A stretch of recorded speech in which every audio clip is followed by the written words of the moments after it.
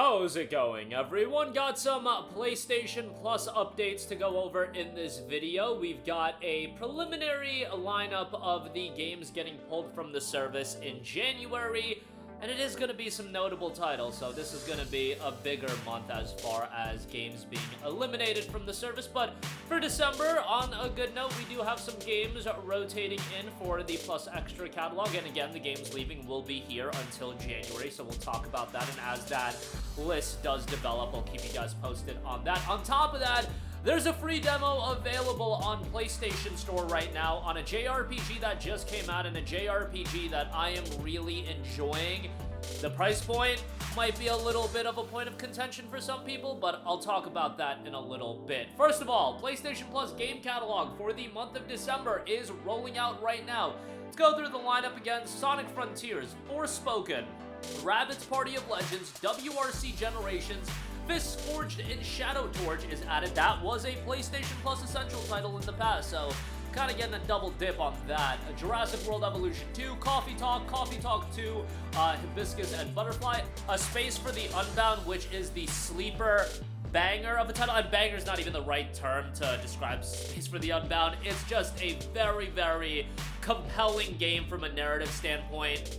Highly recommend it, and it's a game that I'm sure is going to get added to the service. So many people are not going to check it out, but I implore you, do check that one out. Great narrative, throwback art style. No, not everybody's cup of tea, but there you go with that. Fog's Biped got added as well. That is all in Plus Extra. The Plus Premium catalog got updated a little while ago. Sly 2, Band of Thieves, Sly 3, Honor Among Thieves, Jak and Daxter, The Precursor Legacy. Those have been live. And then Star Wars Tales from the Galaxy's Edge, PSVR 2. So not a great month for Plus Extra. A decent month.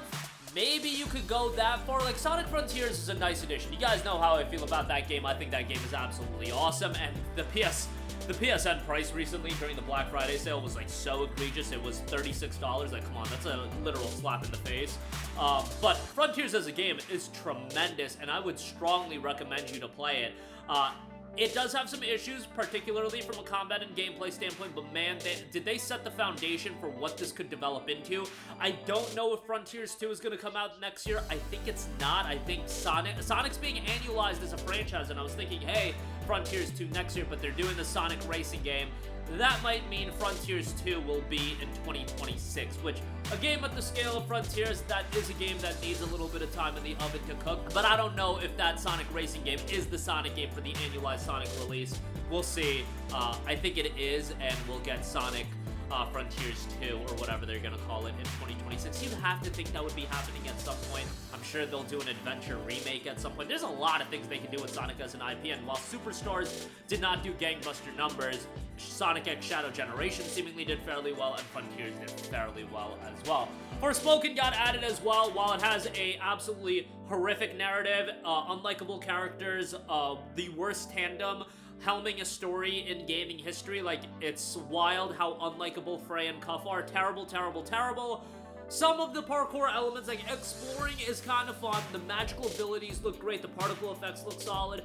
As a part of a PS Plus Extra subscription, like, I think it's fine. I don't think it's a terrible, terrible game. I just think from a Square Enix RPG standpoint, it is so terrible. Like, I cannot quantify how bad it is from a narrative and storytelling standpoint and a character standpoint, that it's honestly a little bit jarring, because when you think Square Enix RPG, you would think something that's rather compelling from a narrative standpoint, or at least, you know, if it's not compelling, it's just train wreck. It's just such an insane train wreck that you're almost amused by. Forspoken is just absolutely terrible, but I digress. Gameplay-wise, there's some fun to be had, but yeah, there you go with that. And then Rabbids, WRC Legends Fist, Jurassic World Evolution, Coffee Talk, and Coffee Talk 2 are well received. Space for the Unbound, The Sleeper, like, not a great update. Hopefully they'll ramp it up in January. And I was hoping for a better update in December, given that there were people that signed up for Plus with the discount that was available during Black Friday. And then they got a okay month, is what I think is the best thing you could say about it. And some people are going to say it's outright bad, and I don't think that's too big of a stretch. January, gonna have some notable games leaving the service, including Resident Evil 2, Life is Strange Before the Storm, Just Cause 3, Just Cause 4 Reloaded, Street Fighter 30th Anniversary Collection, Legend of Mana, Secret of Mana, Dragon Ball FighterZ, and Hard Space Shipbreaker. So all of that is leaving. RE2, obviously a fantastic game. You should play through that, and that's a fairly short game, so jump into it, play through it, and, you know, before the game gets pulled. Life is Strange and Life is Strange Before the Storm. I actually like Life is Strange. I think it's fairly good from a narrative standpoint. You know, if you're not into your narrative-driven games that are very much not action-heavy or anything like that, obviously give that a pass. But if you're into the Telltale-style games, Life is Strange is a decent time. Just Cause 3 and 4, especially Just Cause 4 after the update. Just Cause 3 is the better game than Just Cause 4. I'm just saying Just Cause 4 from its initial release versus after the Reloaded update and every update that they've done. It's a much better game. Just Cause 3 is still the better game of the two, and certainly both are worth playing, but Just Cause 3 especially worth playing. Street Fighter 30th Anniversary Collection, some throwback Street Fighter titles, Legend of Mana and Secret of Mana, the latest in terms of the Square Enix games leaving the service, which the Square Enix offerings have just been getting massacred on Plus Extra. You used to have all of the classic Final Fantasy titles. Yeah, you used to have the Star Ocean franchise. Nier was in there. Now it's just like a dead zone. It's, you know, you got Final Fantasy VII Remake and Crisis Core, both great games, but yeah, a little bit wild as far as how much that's fallen off. Maybe we'll get Rebirth added into the service at some point. Probably not anytime soon, but they'll add that for 6 months and then pull it. You know how these things work. Dragon Ball FighterZ leaving the service as well, and then Hard Space Shipbreaker. So, you know, some notable titles for sure, but to be expected. Lastly, speaking of Square Enix and RPGs, Fantasia Neo Dimension has gotten a free demo that is available right now. Why they didn't drop this demo before the release of the game is just mind-numbing to me, given the promotion of this game was so questionable. You know, maybe I could understand to an extent if Square Enix's thought process was, hey, this is such a niche release, the nerds that are into it are gonna know about it and they're gonna buy it, but there's a level of promotion that you can do that doesn't cost you a damn thing. Doing a demo does cost you something, but, you know, I feel like it just should have been promoted a little bit better.